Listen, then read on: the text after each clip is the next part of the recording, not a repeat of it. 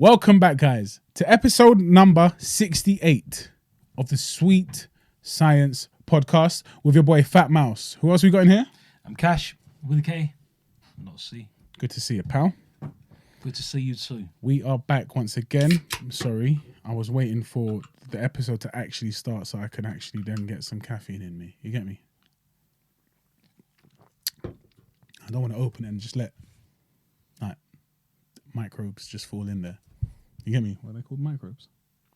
Like, you know what I mean? Like dust and that. You can't see it, but I don't want to drink it either. All right, boom. We're back, guys. We are back, and as you can tell, probably, I hope you can tell, behind us, we don't actually have our faces anymore. Yeah. There's just too much of us on screen. Too many of us. There's one in the corner, there's one behind us. Freeze the crowd. Yeah. So we decided to get rid of the, would you call it a canvas? Oh, no, just a little frame. The frame with our logo on it, just because sometimes it can affect with the camera focus. So, yeah, we're trying it out, see how it looks. If you like I don't like those straps at the back. I'm not going to lie. It looks like we're coming live and direct from pen, but we're not. So, yeah, that's why we have it there, but whatever, innit? It is what it is. Just thought we'd let you know, just in case, because there's definitely going to be someone saying, where is he gone? Yeah, innit? We decided to do it ourselves. We didn't forget it or anything. It's just... it's gone. It's gone now. You never know, we might replace it with something else. Why not? It's like a chicken head, like a moose head. You just love chicken, right? Last week you're talking about the chicken in the cage. Oh, yeah. Chicken. Chicken. It is your dream. I do like some chicken. We could put a chicken behind us. Why not? Throw the chicken in at the end of the pod. Special guest. Chicken. But yeah. All right, boom.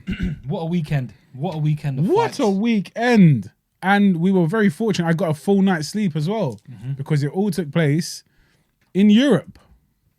So no late I nights. slept decent. It's great. It feels weird. It feels strange having It did feel weird. a weekend of having MMA and boxing both around the same time. At godly hours, yeah. Yeah, it was nice. Yeah. But Unfortunately, what did happen, though, for me anyway, was I was watching a walkout for the boxing, and the next thing you know, the UFC's over. So I couldn't juggle both. I had to rewatch the UFC later. I prefer to watch it live, but there we go. That's just me. Unfortunate events. But we move. that's why we're a team. We're a team. One can watch one, the other can watch the other, but we end up watching both. He watches both. So He juggles both. The I guys. had two screens on at work, and yeah, I was watching both at the same time. One behind me and one in front, so it was a bit annoying. I had to keep going like that. I But was just saying no to everything. it was good. I was going like that. Do you want £1 million? What? No. No. Do you want a pay rise? No. Nope. I'll stay here overnight. Do you want to go home now? No. Nope. Could have gone on all night. But yeah, it was good. Where should we kick it off from? Got to do the boxing. Got to do the boxing. You got to start with the main event. Boxer/Wasserman Boxing come together for a repeat. It's not a repeat, but as in for a second time. I'm bad at this. This is what I'm saying. We agreed. We agreed that you were going to be doing this, but you asked me how to proceed, so I'll just say, I proceeded. How should we do it? We'll talk about the boxing. We'll talk innit? about the boxing. All right, This is not me. The introductions are not for He's me. not an intro. He's an outro. I'm an outro guy. He doesn't go when he goes out. Yes. All right. But yeah, like he said, the boxing, AO Arena in Manchester, we had the return of Chris Eubank Jr. going up against his arch nemesis, Liam Smith, in the rematch. The second time, yes, it was repeat or revenge. And wow, it was definitely sweet revenge. Served on a nice hot plate.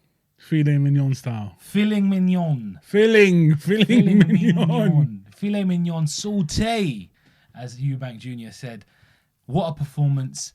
𝗪𝗏𝗪 Masterclass stopped Liam Smith in the 10th round after dominating him from first to the last. And yeah, I just have to say congratulations before we even get into the breakdown and talk about it.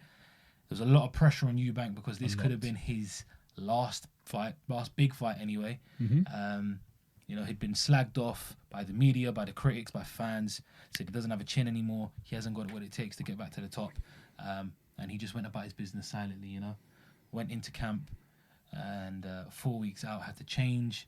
went in with Bomac, Yep. Brian McIntyre, the head coach of arguably the pound-for-pound king at the moment, Terence Crawford.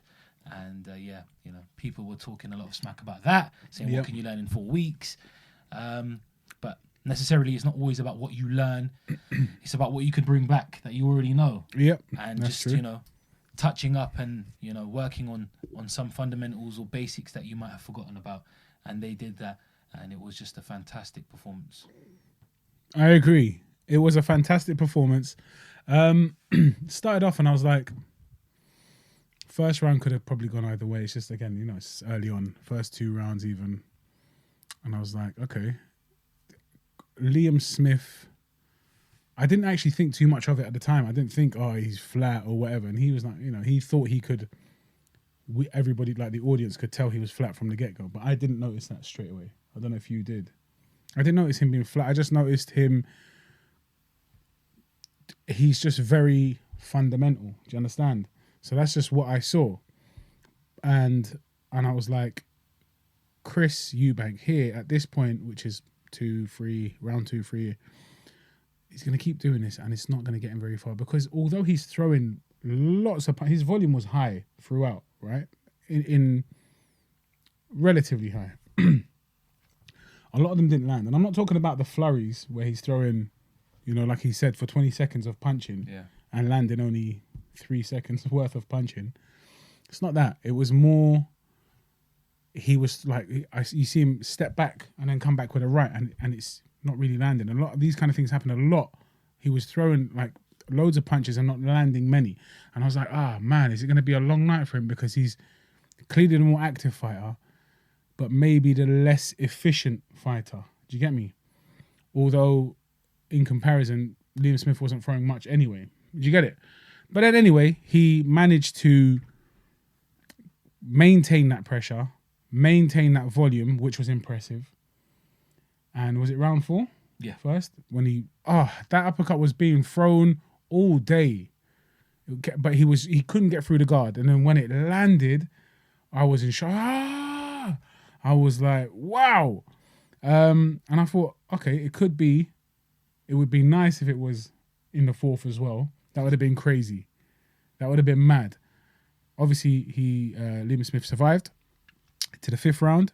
And I was like, okay. Again, I think he had another moment there where he emptied out the tank through 20 seconds of punching. I'm only using that because that's what Chris called it. Chris called it in the post-fight press conference.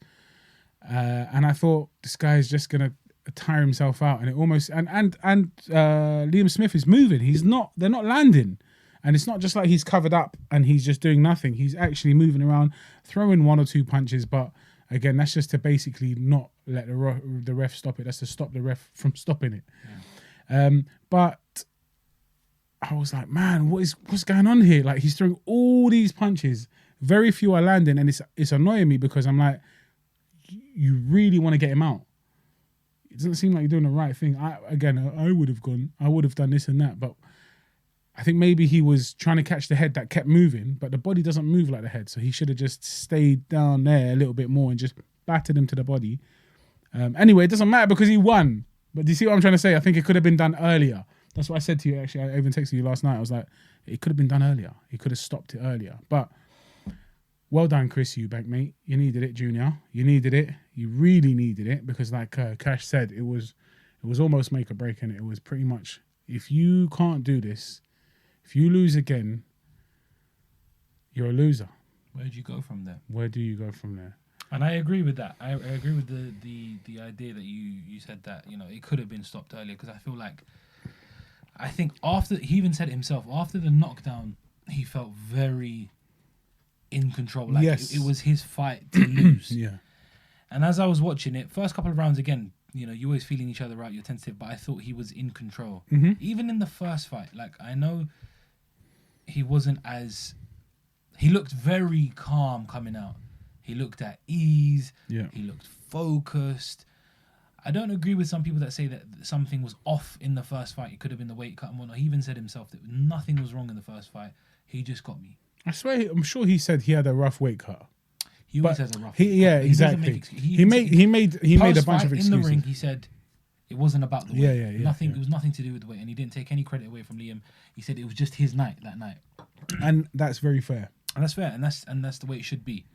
You know, even if there wasn't a reason, you know, especially right then and there, you don't want to take a moment away from the winner. It's true. It's just how it is. Yeah, it's genuinely thing to do. You know, unless it's a complete and utter robbery or something crazy happens in the moment, then you can talk about it. But you know, I did think he could have stopped it. There was a certain point after the 4th round.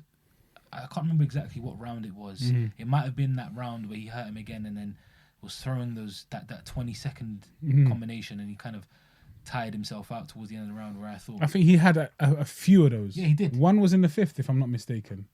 The round after the knockdown. It was just, there were certain moments after that first knockdown. There were certain moments after that first knockdown where I was like, if he really wants to, he can take him out of there whenever he wants. Yeah.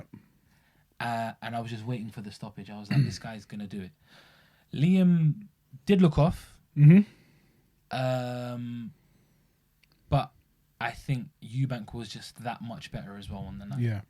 Obviously, there was a video where he twisted both his ankles in the space of like one movement, which was insane. Like he went over on his right and then his left as he stepped back. I've never seen that crazy. happen. They mentioned something on the broadcast on Sky Sports where they said the ring in certain areas is quite soft for some reason. But so that's it might have affected the way they're moving around. That's, it's so like, you know, you're paying so much money for these kind of things. At least have a solid canvas. It just doesn't make sense, you know. But to me, he wasn't moving around gingerly. Like Liam didn't look like those ankles that twisted looked like they really messed him up. Of course, they probably, I don't know, it's adrenaline again and stuff. But like, coming from someone who has a very bad ankle, sorry, I find it very difficult to move around on my right ankle. So I know what it's like. So it's mad, isn't it? You know, you can mask it and try and act like it's not, but you can't. The pain that you're feeling inside is ridiculous. So again, unlucky in that sense, because you know you never want to go in. You go into fight with niggles anyway, and then something happens in the ring. It's the worst thing. But he blamed it on his weight cut again. Obviously, his back injury and ballooning and coming down from a weight that he didn't expect to have to come down from. Do you get me? But this is where I didn't like that, because one is you're inadvertently making an excuse. Exactly. But then two, it's, you know, you're the A side this time. You're in charge of it. You should have said, I ballooned up in weight. First of all, it's your fault for ballooning up when you knew you were going to be in a fight of this magnitude. Yeah. And then two, you were the A side. Like you said, I'm in control now. I call the shots for this fight. He did say there was some time pressure in it to not lose the fight with Chris, but you weren't. It was a signed rematch. Eubank wanted that rematch regardless. I think there was potentially some pressure from Chris, but I don't think so. More so from the promoters to say now is the time to do it. Now it's red hot. We'll get it now. You don't want to take a fight I get it, and then come back to that later. Do you get it? You got to put your career first at the end of the day. If you needed a couple more weeks, you say to them, I need a few more weeks. Yeah. It's not going to make a massive difference. Yeah, no, if we're talking a space of a couple of months, boxing landscape can change. Yeah. But, you know, the first fight was originally planned for earlier than this, and then he had the back injury, and then it got postponed. Exactly. You know, if it got postponed and you agreed to that date, you agreed to that date. You signed it. You knew what you were getting yourself into. Afterwards, you don't want to be coming out and saying, because I think Chris has a harder time making the weight. You know, Liam's been fighting at 154 for majority of his career. So, you know, 160, you're coming up anyway. You know, Eubank is naturally the bigger guy. And so it was just, you know, for me, it didn't make sense. I wasn't trying to pay too much attention to it because it takes away from the fact that Eubank boxed fantastically. He did. He was moving well. He was using his counters. He was sharp. Yes, he threw a lot of shots and might have missed a lot, but this is what I like about him, because it's old school Eubank in some aspects, because this is what he used to do. When he first came into the scene, he was fearless. He would stand in the corner. He wouldn't he wouldn't have anyone in his corner at times, and he would just throw the kitchen sink. And then it got to that point where he started getting with Roy Jones, and he was trying to box too much, and he was trying to move and be like you said it yourself so many times. You're not Roy Jones. Stop being him. Stop trying to be like him. You're your own fighter, and this is the kind of fighter he is. He throws them combinations because, you know, on another day, another fighter, he might land 90% of those. Those. That's true. It's interesting you said he wasn't. Along the lines of he wasn't scared to engage, because actually the first 3 rounds I thought he was a little bit reluctant to commit fully. He was, and then obviously as he grew in confidence and got the knockdown and he realised I am in full control, then he was a lot more like just like happy to just throw everything in, like you said, the kitchen sink. Before that, I could see that he was throwing, but again, they were coming from further. So his punches were actually, he couldn't get his distance right. And he couldn't get his distance right. He couldn't, because he was trying to stay back. He's wary of getting hit because he's been knocked out.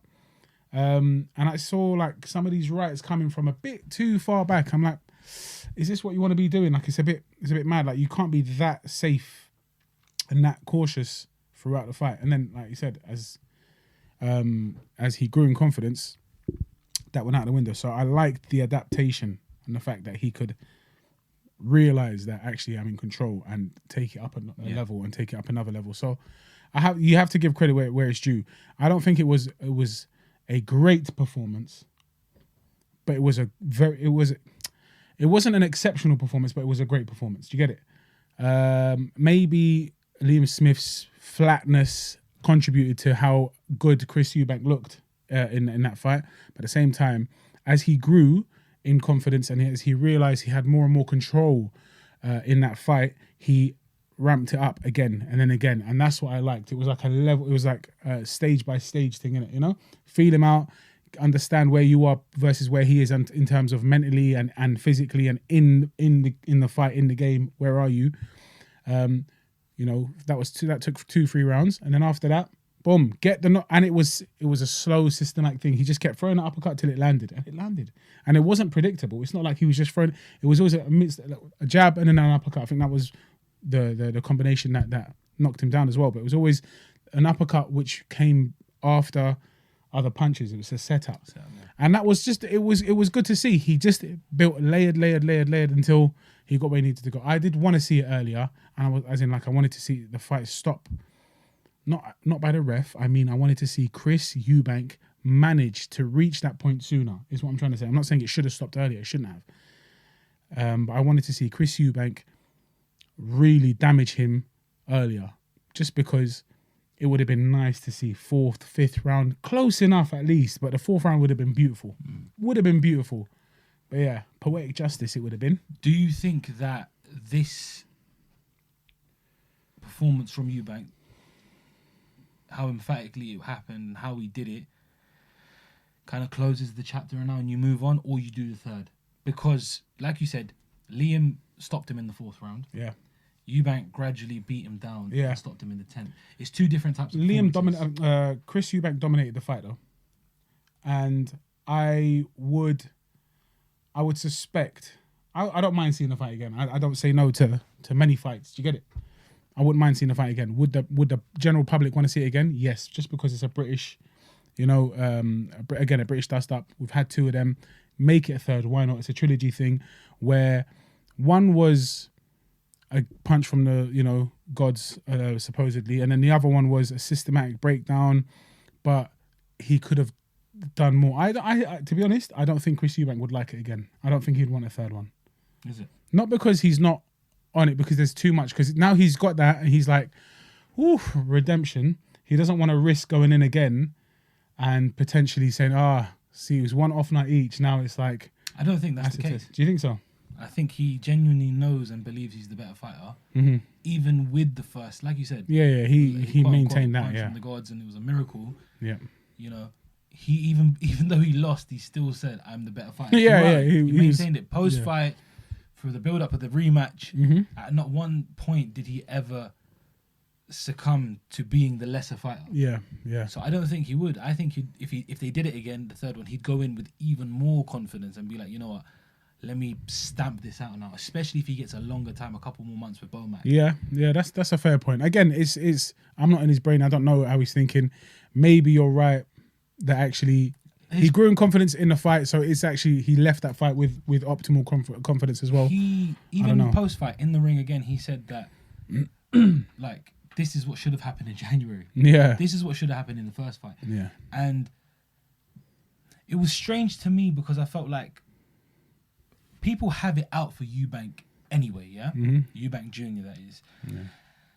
And this loss really heightened their hatred and their reasons to dislike him even more than they already did before. Yeah. Because, you might not like the way he portrays himself or certain things he does in the media, but like he said, I believe it. I don't think he's a bad guy. I think he's got his persona. I don't think it's a character. His persona. I don't think he plays a character.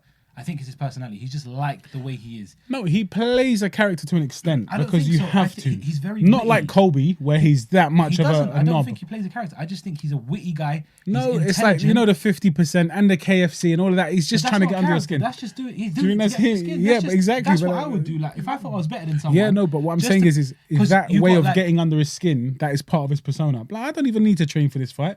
I'm eating KFC. that's not- I can that's come not- in 50% and batter you. What I'm trying to say is that's not fake though. It's not like he's trying to say. It's not like he doesn't believe it. Okay. He genuinely thought to himself. No, but it's true. I don't think he believed he could come in at 50%. 50%. Like. I think that he thought he was that much better than Liam. Yeah. What was he calling Liam? Average Joe and like he's Yeah, basic yeah, and stuff like yeah, I do everything better than you. I genuinely believe he thought that. Yeah. And there's nothing wrong with it. Yeah. Obviously, when you get humbled, everyone will laugh at you and take the mick. But then it's up to you to prove yourself that you are, and that's what he did. But you know, when these elite fighters, they all say you've got to be deluded a little bit, and they all are. Yes. Floyd never ever once in his career said Doubted himself. that these guys are better than me or someone does anything better than me. He would never admit it, even though he might think it in his head. It doesn't come out of their mouth. It's just the way they're built. And I don't think it's in him to be doing that.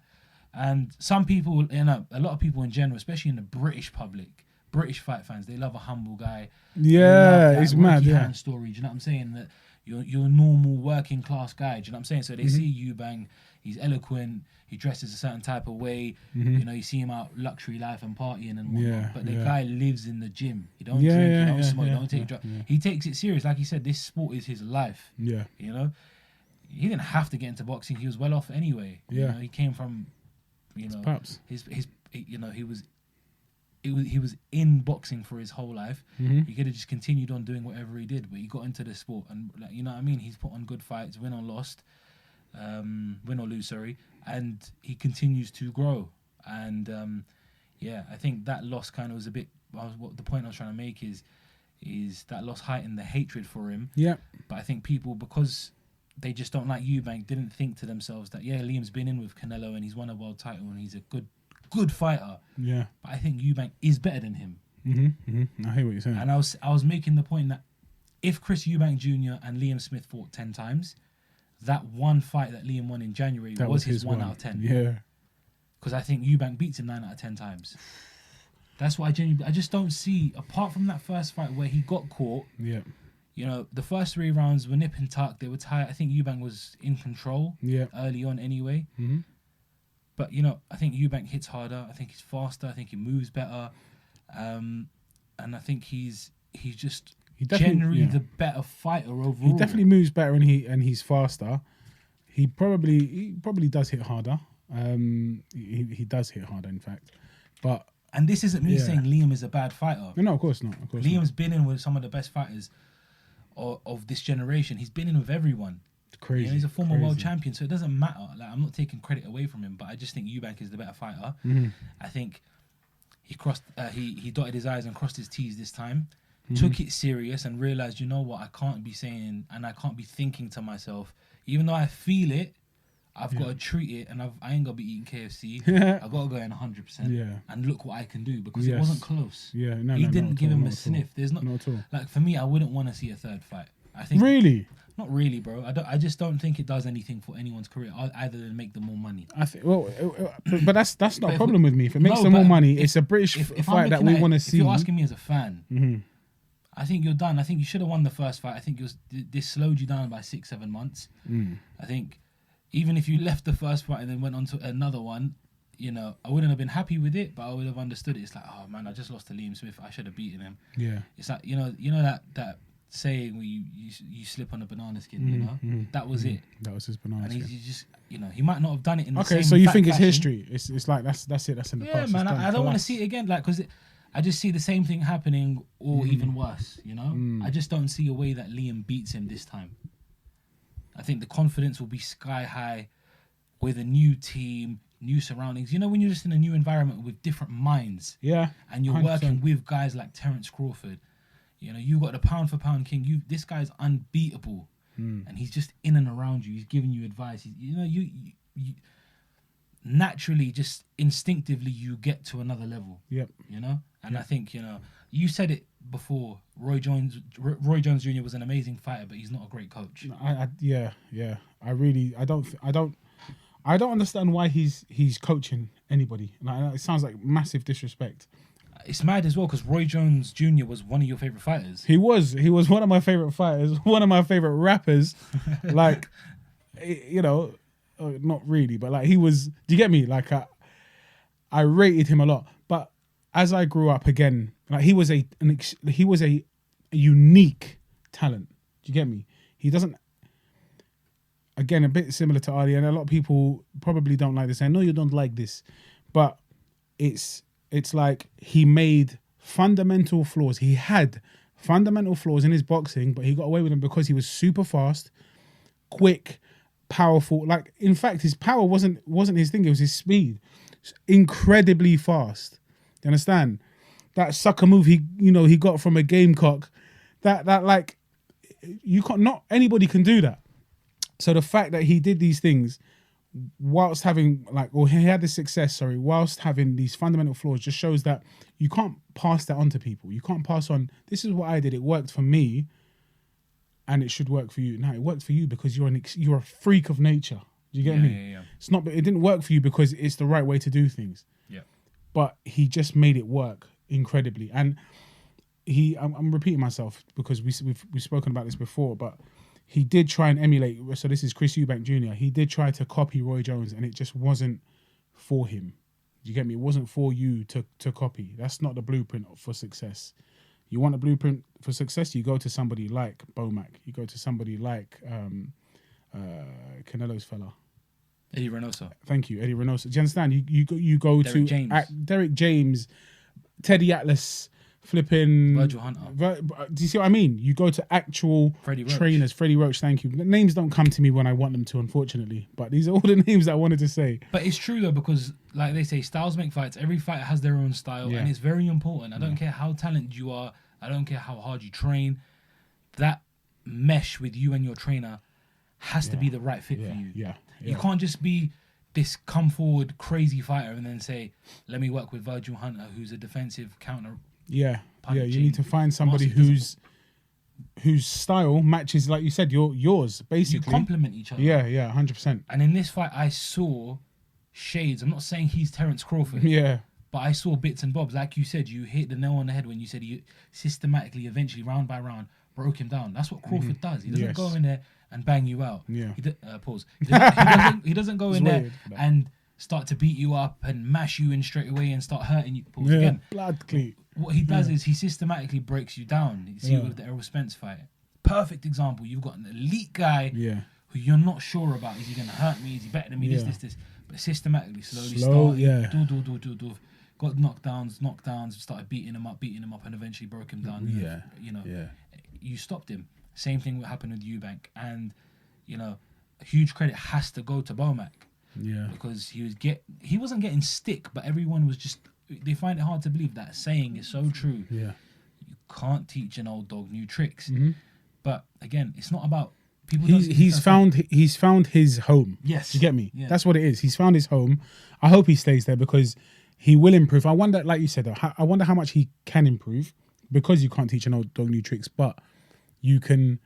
Those tricks that dog knows, if he's got the right trainer. Do you get me? Of course, you'll maximize them. This is the thing, though, and capitalize. People fail to realize this. It's not always about you go to a new trainer and you change yourself. You're not meant to change. You can't keep changing. Elite trainers say like that. Yeah. Elevate what you already have. They help you develop what you have, and then they can see certain points and certain parts where they can tweak, make small adjustments. 100%. Even if it's in your training, your lifestyle, your diet, but that might affect the way you perform. They're not going to go in and say, all right, you start southpaw, I want you to come up or you throw the 1-2 from this angle. Not all these trainers are going to do that. No. And that's what Bomac said. You're not trying to build him from scratch. You've got somebody who's already at an elite level, kind of. Let's work on what you have. Who can be at an elite level. Don't get me wrong. I think, he has got, and I said it yesterday, I can't remember who I was talking to. I was talking to one of my colleagues. I can't remember at what point. I think it was just before the co-main event or something like that. Yeah. Actually, it was just after the Lauren Price fight.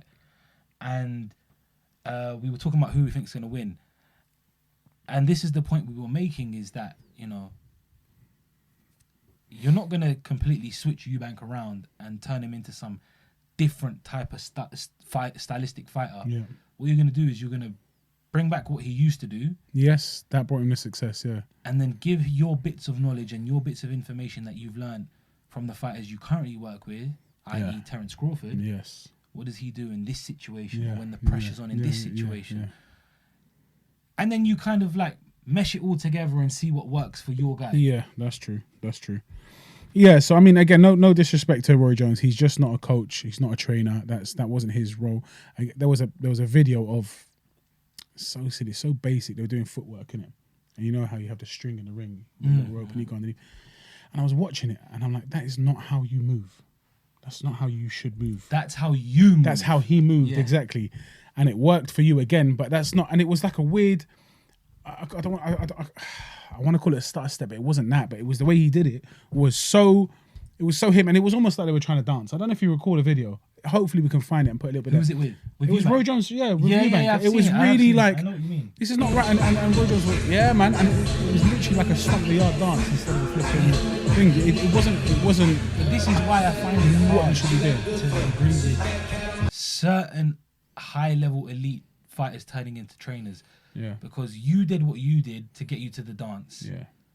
Because of what you had within you, all the abilities and the skills that you had. Yeah. Physical abilities. Yeah. You know? Most of these trainers are trainers because yes, they had some background in boxing, but actually they realized I'm actually better at imparting this information and knowledge than actually implementing it. Do you get me?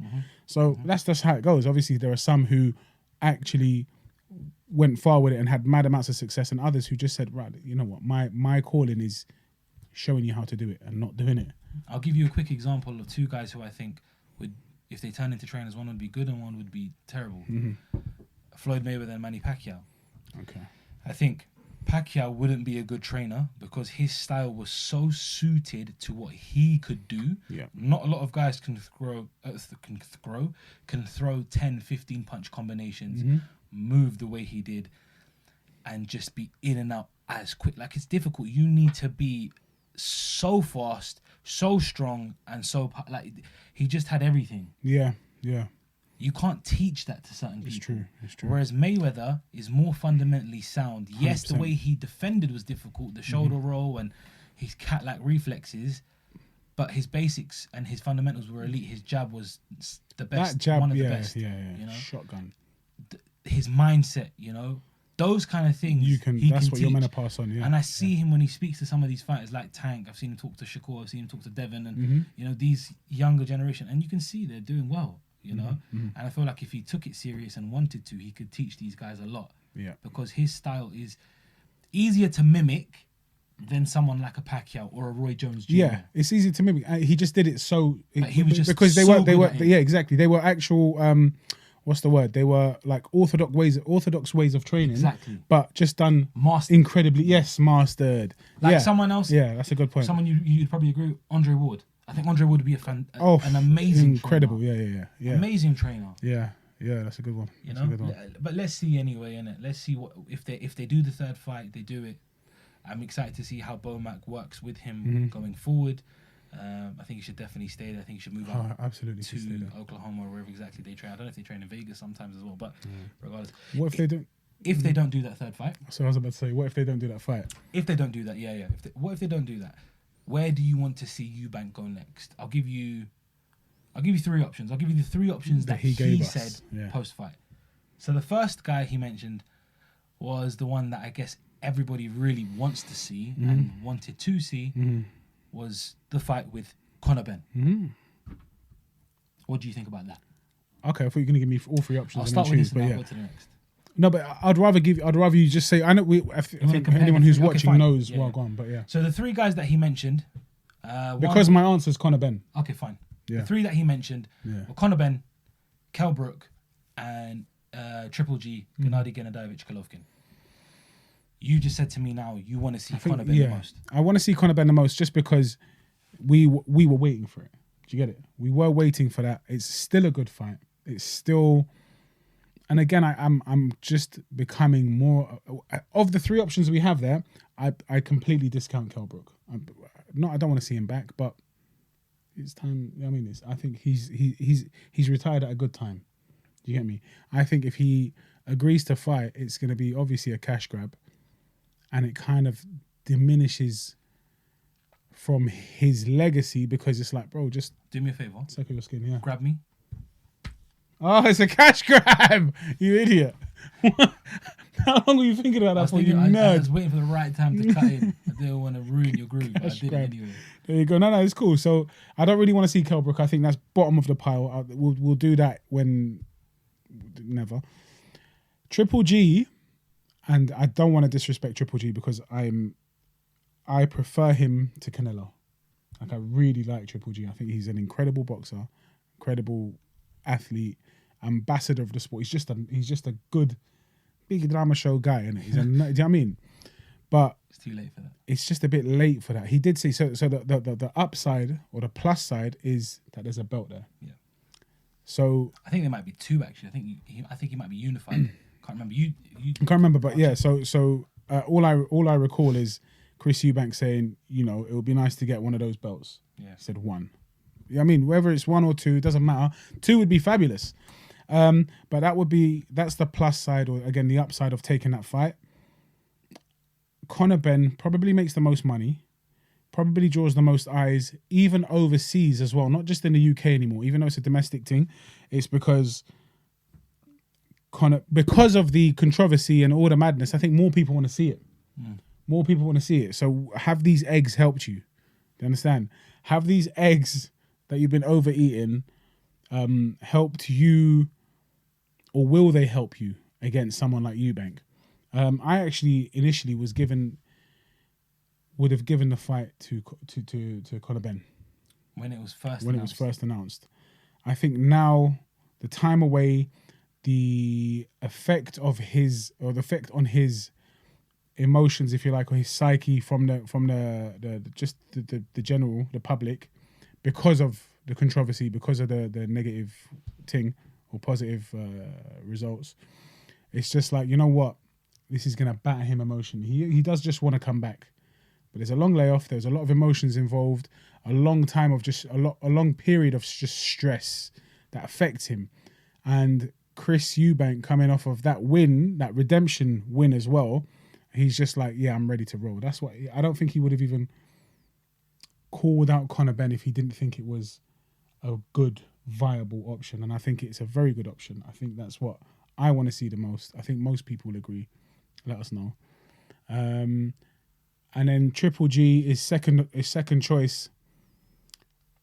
The only upside being the belt or belts. Do you get me? I think there's many upsides to the 𝗏𝗏G fight for him. I think it's a scalp and it's a nice scalp. name. It's a huge name on your resume. That's the biggest name on your resume. Yeah. Regardless of him being 41 or not, you know, 𝗏𝗏G is going to be a dangerous fight regardless. He might not be the same. Like, I really wanted to see this fight 4 or 5 years ago. I can't remember exactly when, but there was a specific point in time when both had this mystique around them, because even before this Liam Smith first fight, this whole notion that Eubank can never be hurt, you know, I believed it. I was like, I've seen him in so many fights being hit clean, and this guy just is made of absolute steel. Yeah, I mean, you've got the same in the opposite corner, but then someone who likes to walk forward and throw punches. And it was just, in my opinion, if it happened 4 or 5 years ago, it was just going to be a war of attrition. Both men with super chins, throw loads of shots. Eubank loves flurries. Golovkin loves to throw hard hooks and overhands, and he's just so fundamentally solid. But, you know, a couple losses to Canelo, time away, Eubank loses and wins again. I don't know if the timing makes sense for Eubank now to take. The timing makes sense for Eubank. The timing doesn't make sense for the public, for the fans. It doesn't make as much sense. It's almost like a random, but I get why. Obviously, it's not random. Yeah, I get why he chose him. Yeah, so, exactly. It makes sense in that sense. But I think if we're after a big fight, the biggest one to make must be the Conor Benn one. Must be the Conor Benn fight. It's just weird for me because it's like, do you not want to see that?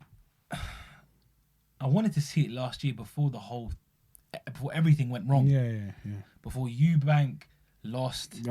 Before Conor had eggs and just the whole thing turned into a shit show, really and truly. And I didn't expect it to go the way it did.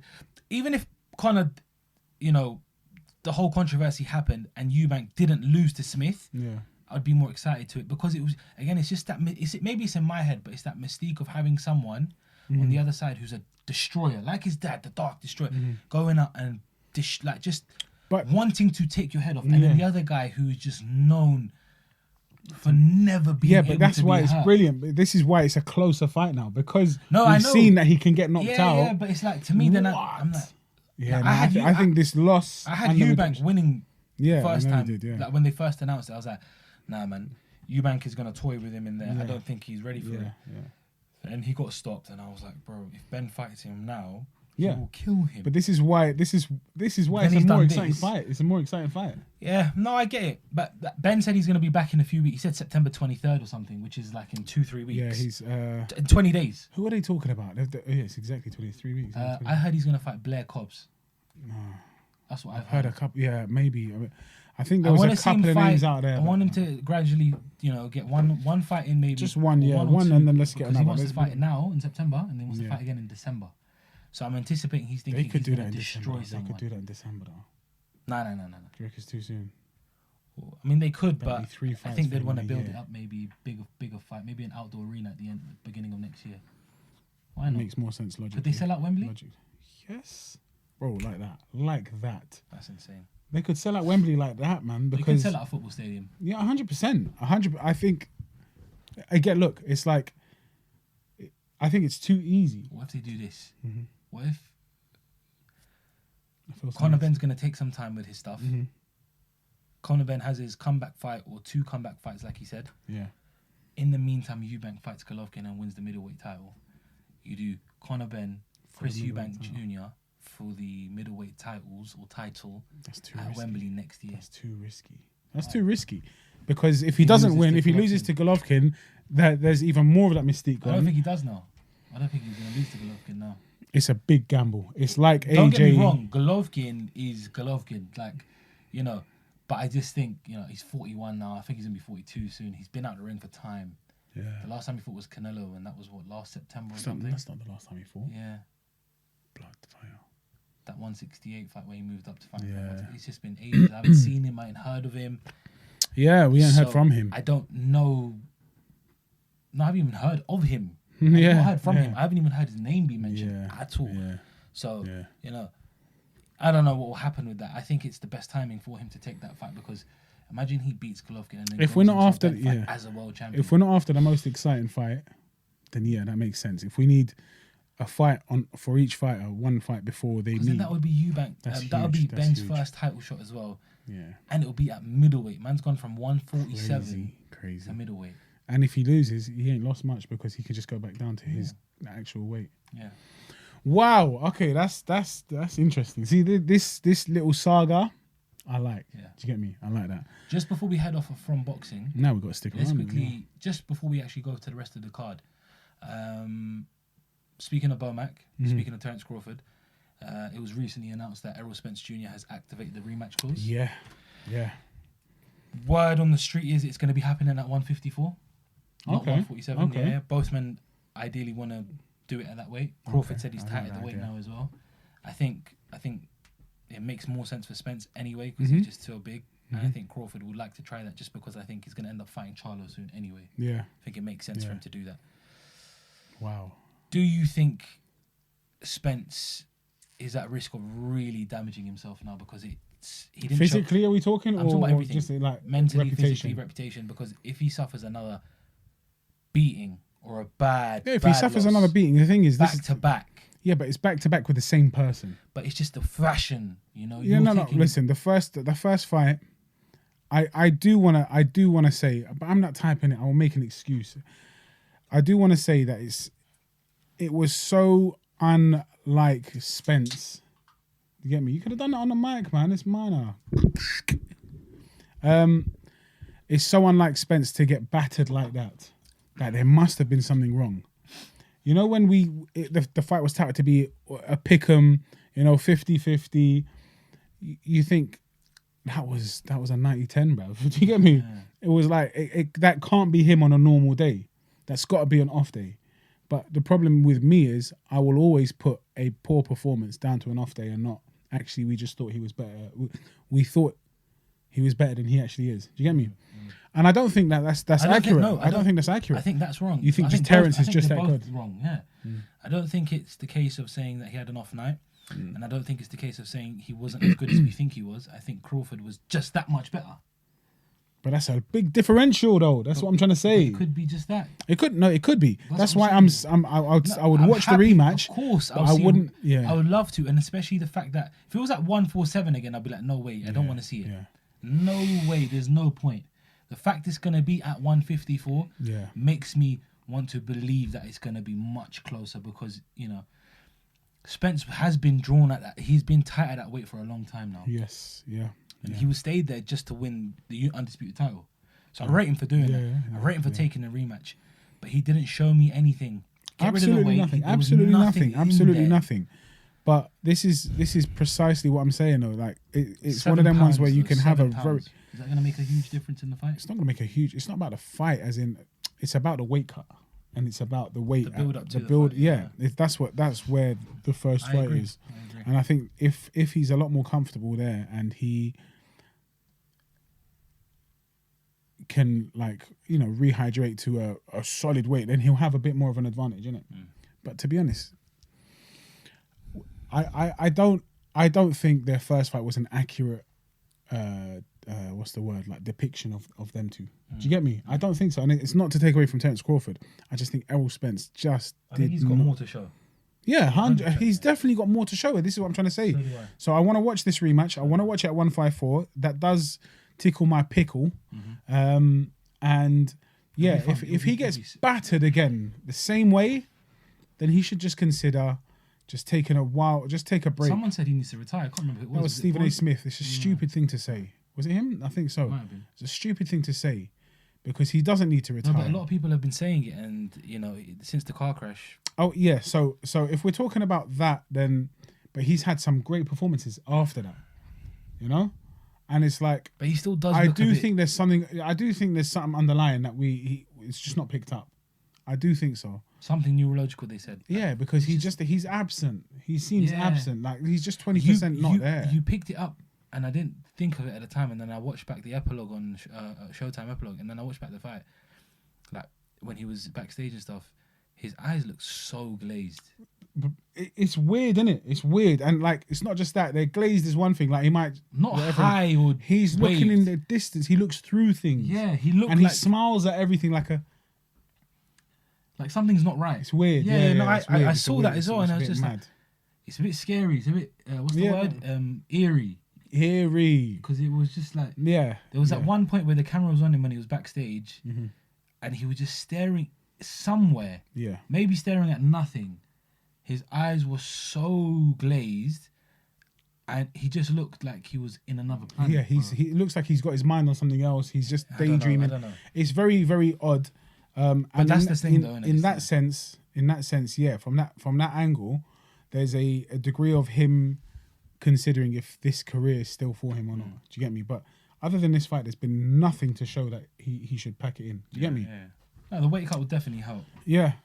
Those so extra 7 pounds. We'll see how this rematch goes. When did he say?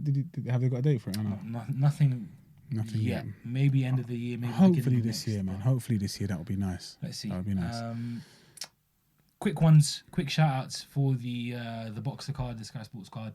The undercard, we had the co-main event, which was Adam Azim taking on his toughest challenge to date, 23-1, Armenian-born Ukrainian Aram Fanyan. What a fight. I think it was a chess match. I was completely wrong. I thought Azim was going to go in there and just punish him and do a demolition job on him and take him out early. No. Fanyan was not having it, man. Yeah, he wasn't having it. He showed his level, his experience. Yeah. And made it a tough night's work, but experience that he needed.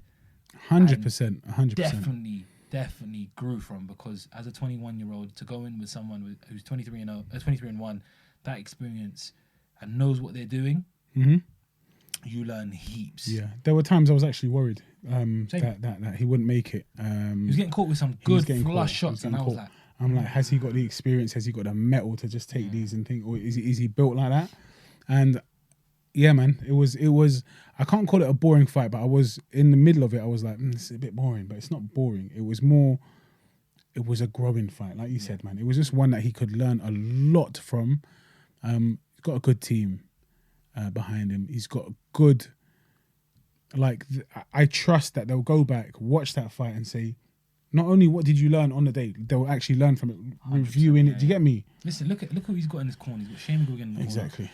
And then he's surrounded by champions. Yeah. Chris Billam-Smith's there. Oh, yeah. Scotney's in there. They've got elite fighters, and he's grown around them. You've got Caroline Dubois in there. I think he might have probably been in the gym with them when Daniel Dubois was there, when Lawrence Okoli was there. You know, these are elite of the elite. Yeah. Top of the game, you know. They're fighting the best. They've been in there with the best. And just surrounding yourself, again, like what you said about Chris Eubank Jr. Being 21 years old, having the mind of Shane McGuigan in your corner, you know, is a big thing for you. And it's only, you know, us as fans, we get greedy. We want to see knockouts. We want to see blood and guts and glory. And we want to see him go in there and da-da-da-da-da. Get him out of there. Just quick finishes. But those you don't learn from those. They're just... They pad your record. But this is the problem with us fans as well, because then when he gets to 15-0 and he's blasted everyone out, goes out against a real challenger and gets slept or gets hurt, then we're like, oh, he was dead anyway. He was never really that good. And then we turn on them. Whereas he has these early on. By the time he gets to 15, 16-0, 17-0, fighting for world titles. Yeah. You know? I'm not saying he will, but I'm just justifiably, you know, 'cause he's been in there. He can come back and say in my 8th, 9th fight, I fought someone with double the fights of me, who's only lost once, granite chin, and push me to my limits. Yeah. You know? So, you know, congratulations to Adam Azim. You know, he lost his grandfather recently. So that was in honour of his grandfather, so that made it even sweeter.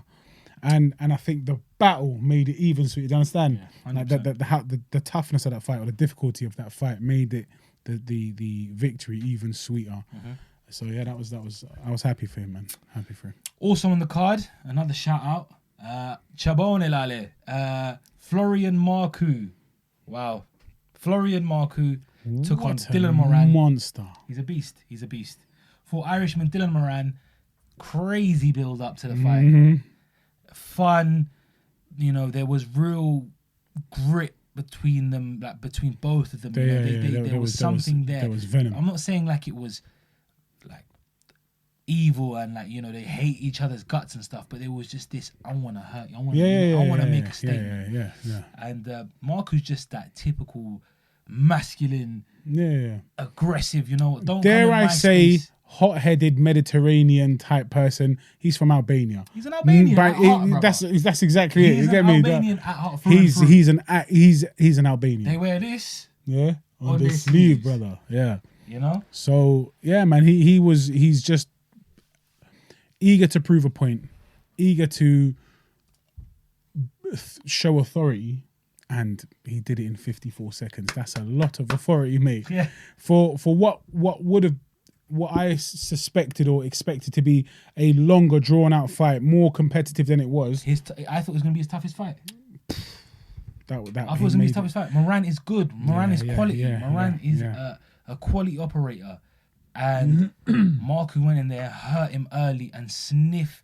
Like, he just smelled blood. He was sniffing that blood, and he just thought to himself, you know, I'm not letting you off the hook, brother. Not once. Just finished him off. He couldn't breathe. Like, he had no time, no chance. And it was beautiful to see, because the respect they showed afterwards as well. Yeah. Like, again. Yes, it's just a game. It's the fight game. Yeah, exactly. You know, there was no like real bad blood between them. It wasn't like we said, something crazy that was going on.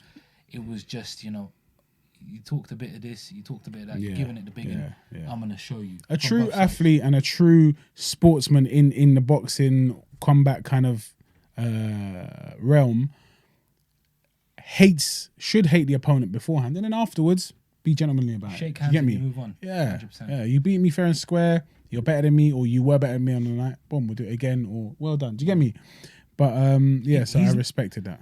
Marco isn't everyone's cup of tea. Yeah, but that's what makes him exciting, because he don't take any shit. He doesn't care about other people's opinions. Yeah, you like him, you hate him. He says what he feels, wears his heart on his sleeve, and he goes in for a scrap every single time. It don't matter who it is. Yeah. Yeah, I like it, bro. it's true. You know, I want more Albanians in the ring, bro, because they are nutters, bro. They're crazy in and out the ring. And when you get someone like that who's a top athlete in there, they're bringing fireworks every single time. 100%. So shout out Albania, shout out Florian Marku. He said he wants Conor Benn or Josh Taylor. I would love to see him and Conor Benn. That would be mad.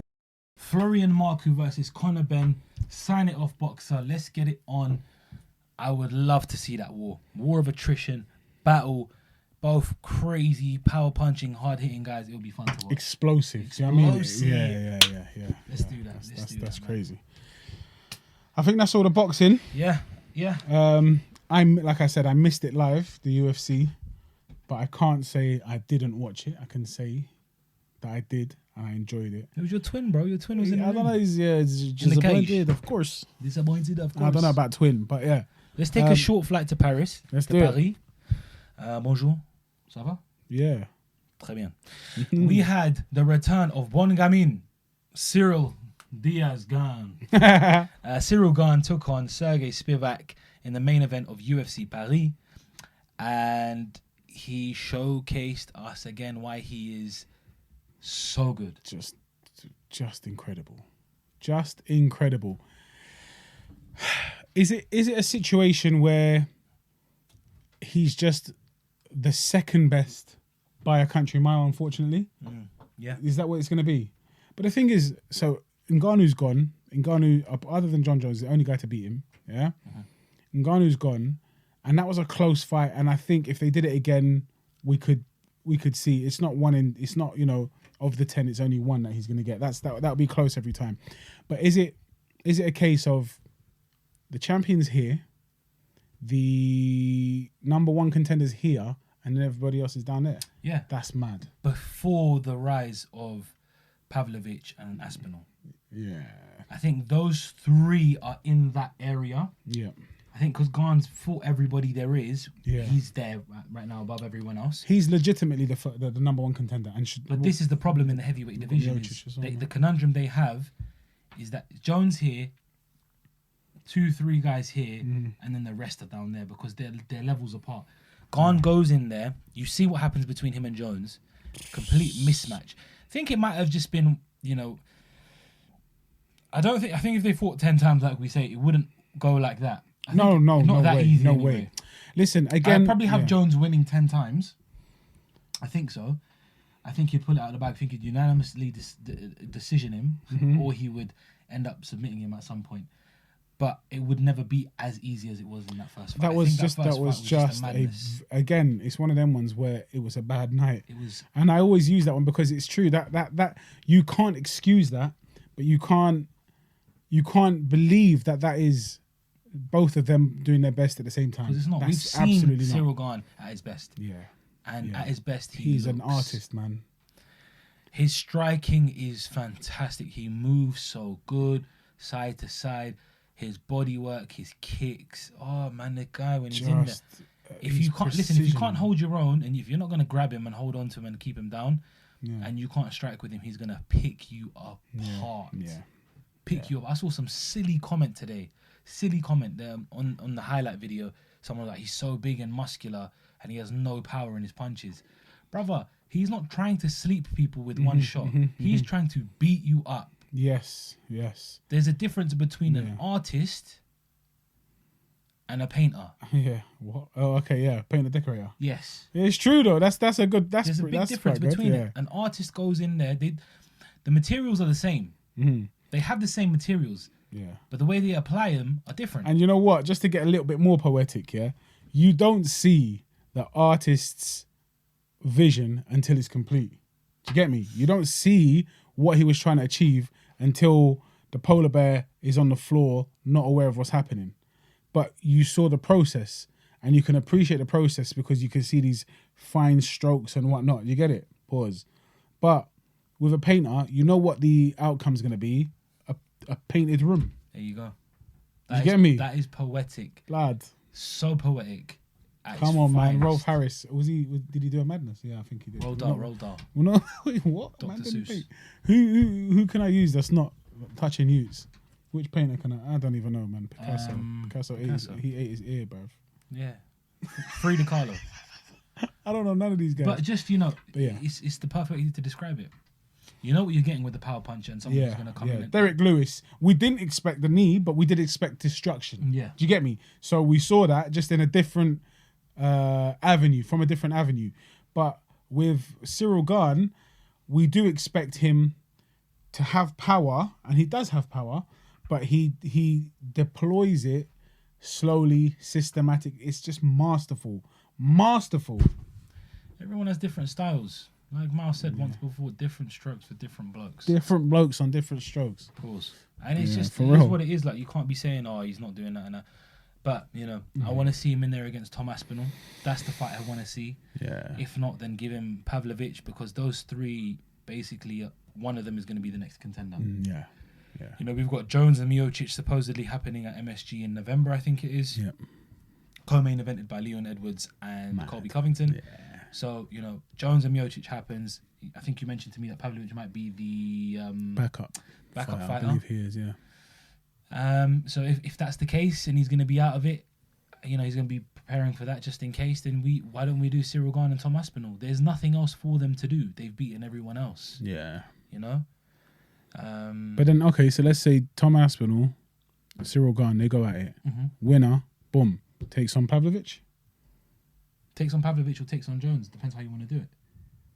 There's no harm in it because they're all different. Like, because I was going to say, you could do but then Pavlovich, then he's wasted his time being a backup. It's not a given that you're going to... I see it, if Gane fights Pavlovich and beats him, then you give Gane an immediate rematch straight away because you've beaten Pavlovich. Yeah. You've beaten the scariest up-and-coming guy that everyone's trying to avoid. Yeah. If he beats 𝗏𝗏, I think maybe you give him Pavlovich after that and then Jones. But if 𝗏𝗏 beats either one of them, he goes straight to Jones. Yeah, no, I agree with that. So if Aspinall beats, this is like you said, it's a conundrum because if Aspinall beats Gane, boom, he should be next for the title. If Gane wins, then does he have to take on Pavlovich? He kind of needs to prove it because he's already gone against. That's what I'm saying, and it was enough night. So yeah, that makes sense. That makes sense. It's just extra. You've got to work a little bit harder for it, despite your ability. What you showed us when you had the title fight, the title shot. Yeah, nah, man, we can't just throw you in again. There's no denying him the title shot at that point if he beats Pavlovich and Aspinall. There's nobody else there to contend for it. That's what I'm saying. You've cleared them out, and then it sells the rematch even better because you took out Aspinall, you took out Pavlovich. Yeah. I've beaten everybody else. He's just defeated all the competition. He's not going to be disappointed, of course, anymore. He's not going to be like Michael Jordan. Oh my He's going to be Ciryl Gane. Ciryl. He's Michael Jordan. He's LeBron. Oh, he's LeBron. But yeah, man. That's LeBron James. LeBron. Yeah, man. It was a good card. Yeah, Rose Namajunas also returned co-main event against Manon Fiorot, and she's coming heavier. She moved up. She moved up division. Weight, she looked jacked. Jacket. She looked jacket. She was wearing a jacket. She was wearing a jacket in the fight. She looked more jacket than usual, but the jacket didn't work in her favor because I think she might have landed more shots, but I think I had Manon winning the fight. She won unanimously.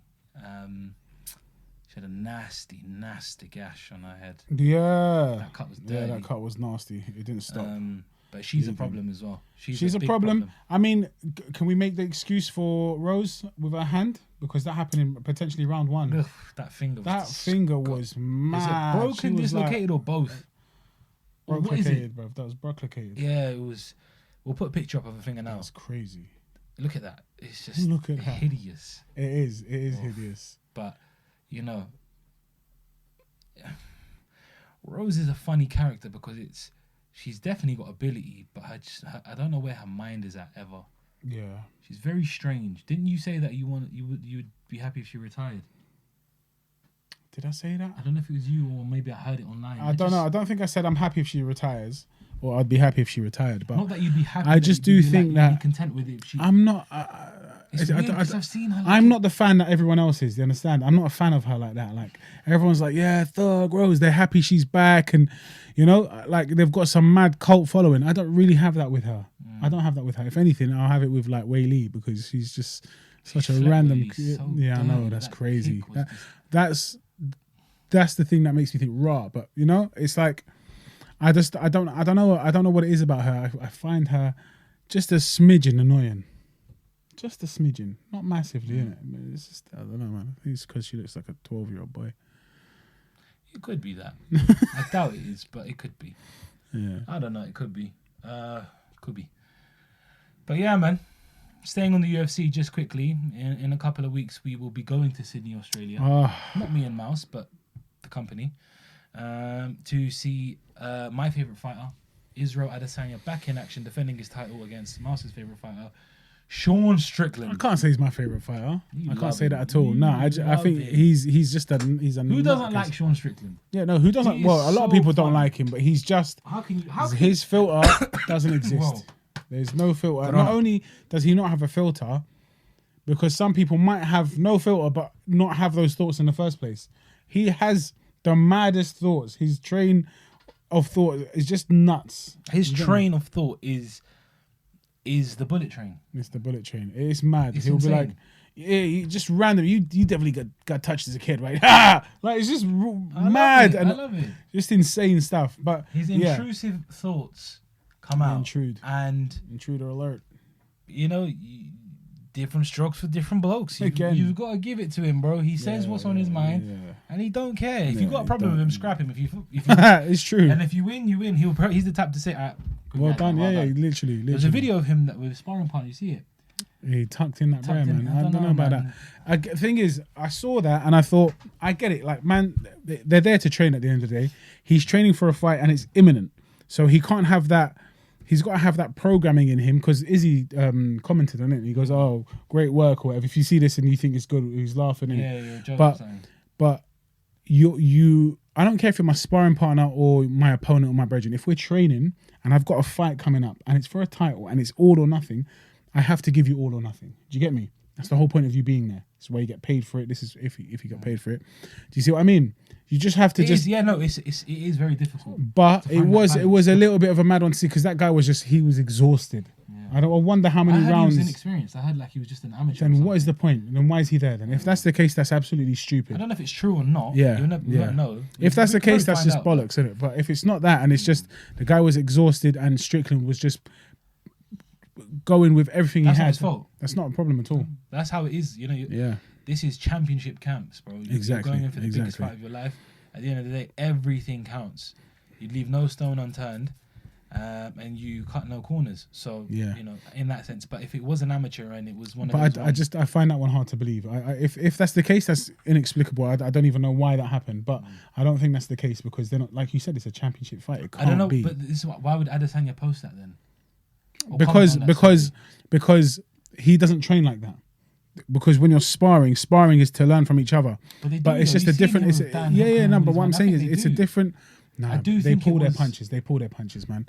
Here it was like, and plus these are with elite fighters. Yeah, these are with elite fighters. This one is like, look, I'm in that zone now. I'm just gonna have to do what I have to do in it. Plus the guy, like, I didn't expect that to knock him out, but he got knocked out. I think it was just because he was exhausted. The guy seemed to have nothing in his tank. You get me? But yeah, that was a strange one. But let's see what happens anyway. It's gonna be a good fight. I think Strickland obviously wants to keep it on the feet, which is also what Izzy's good at doing. Strickland will keep it on the feet. I don't think that's the best game plan for him, but he just wants to dance with men. Yeah. He's a man dancer. He man dances all the time. He's Amanda. Yeah, he's Amanda. He's Anderson Silva. He loves to dance. Sorry, man. These things come to my head. That was brilliant, though. That was fantastic. He's Anderson Sylvan. He's killing it, blood. He's Holden. Amanda Holden. Amanda Holden. He doesn't like to hold. He wants Amanda hug and kiss. Huggins. But yeah, man. I think it's Izzy will likely take that fight. You know, he's very likely to win. But Strickland presents something different to most. He presents that. I don't give a toss. I don't respect anything that you do. A bit like Costa, but Costa's game plan just didn't work for him, innit? I think Izzy can be rushed. Yeah, exactly. I think Izzy can be rushed and Strickland can show that he has no respect for his power. I think that's the worst thing to do. He's going to get counted. Strickland. He'll get counted. He's going to get slept, bro. this is an elite kickboxing, striking person you're going up against. You rush into him. Adesanya's going to love that. He's going to love that. He's going to step back, boom. Step back, boom. It's a hard The hardest guy on paper, to he's strike so with much was more Alex skillful. Pereira. Yeah. And the first fight, he was arguably beating him until the 5th round. And then in the second one, you saw what he done to him. Crazy. He likes being on the Yeah, ropes. he does like it, man. Yeah. Against the cage. Against the cage, sorry. the And cage. Strickland hasn't got that Alex Pereira left hook. That dangerous left hook. Crazy. I'm not saying that Strickland hasn't got a Did chance. you say that's in 2 weeks? I think so. It's in a couple of weeks. Can't wait. You know? It's in September, soon. so Okay, it's in a so it couple of can't be weeks. more It's than coming 3. up soon. Marvelous. I'm looking forward to that. Yeah, man. There's a lot. I think. The next few months are going to be a lot of fun. Yeah. Um, The end of the year is going to be fun, man. There's going to be lots of fights, and there will be fights that we won't expect that will come about, hopefully, in both boxing and mixed martial arts. Yeah. Just a quick one before we go. It's a bit strange. I need to find out what happened. So if anyone knows in the comments, please do let us know. But AEW, Tony Khan, announced that CM Punk was released with immediate effect.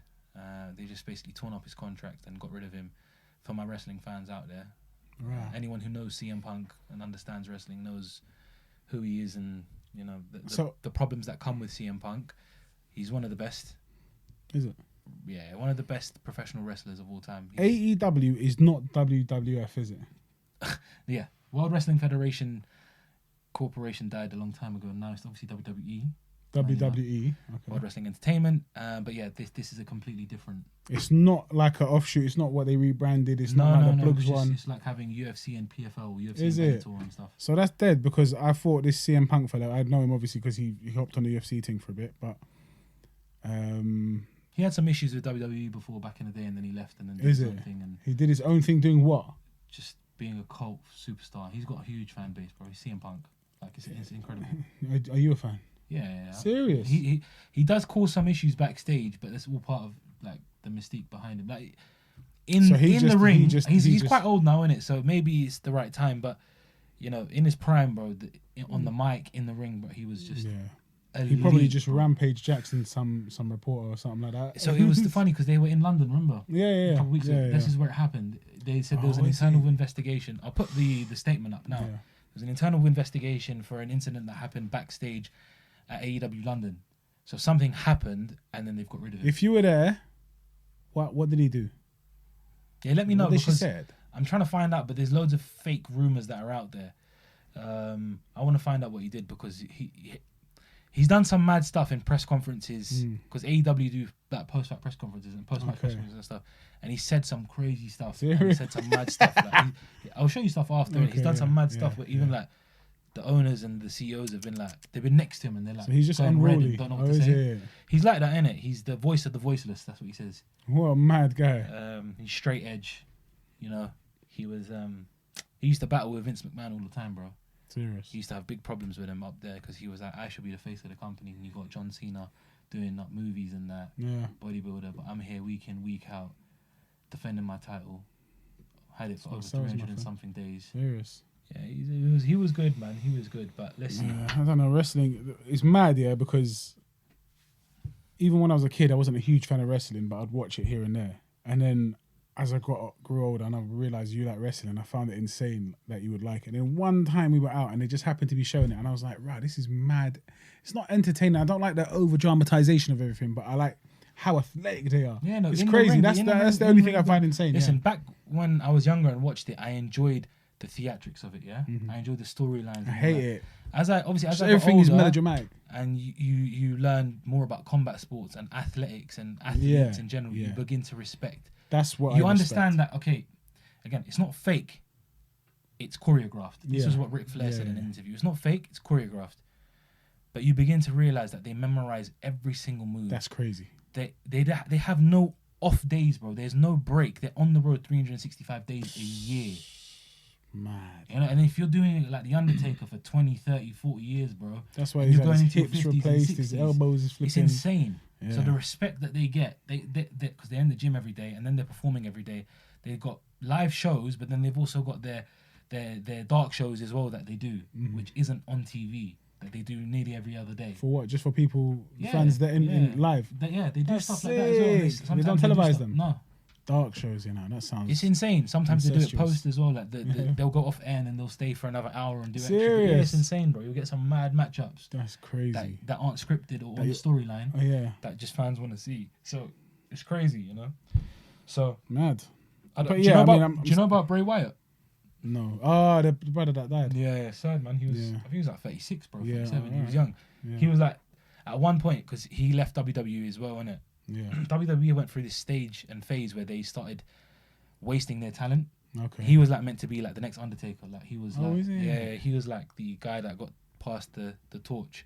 You know, the scary Oh, evil okay. villain that goes. Okay, yeah, I don't know But him. he had like, some. I just know by His following name. was insane, bro. Like Serious. people, because he's a big guy. And they Like, just he's a got big, rid of him. Big guy. I can't remember exactly what happened, but it kind of he kind of like they kind of phased him out when he should have been like the top. Like he should have been champion for a long time. Yeah. But it's insane because like he comes from a family of wrestlers. No, right. So he's like a third or fourth generation superstar, and he's a big guy. Like he's chunky, big Yeah, build, yeah. but super nice guy. Like his persona in the ring compared to what he was outside, like he's the Completely different. different guy, but big guy, but so athletic, bro. Mm. But I heard the story was the way he passed is he had COVID, Yeah. but he had underlying heart I issues heard or something something, about the COVID thing, yeah. and that kind of like made it worse, and he got really ill. And then apparently the maddest thing was. He was scheduled to come back in like a month or two. No like way. things were clearing up, and apparently he was getting better. To come back from what? Oh, from COVID? To wrestling because I think he took some time away because of his health. Yeah, okay, And just apparently he's generally. coming back to WWE. So he took a turn for the better, and then boom. Suddenly, I think he had a heart attack or something, and then That's he died, crazy, bro. man. Well, that's very sad, man. Sad to hear. That's So very yeah, sad. man. Condolences to him, his family, and I think he's got 2 little kids. And Was that stuff, WWE or was that flipping AEW or what? What do you mean? Was he going to come back Yeah. to WWE? I heard he was coming back to WWE. Well, condolences to Vince McMahon. It's mad though, isn't it? Because Sorry, is that insensitive? no, It was he just, was you know a what I big mean? part of their Yeah, company, and yeah. he probably would have played a big part in it. Yeah. So is insane. Just a quick one is the day before he passed. I spoke about him to one of my mates.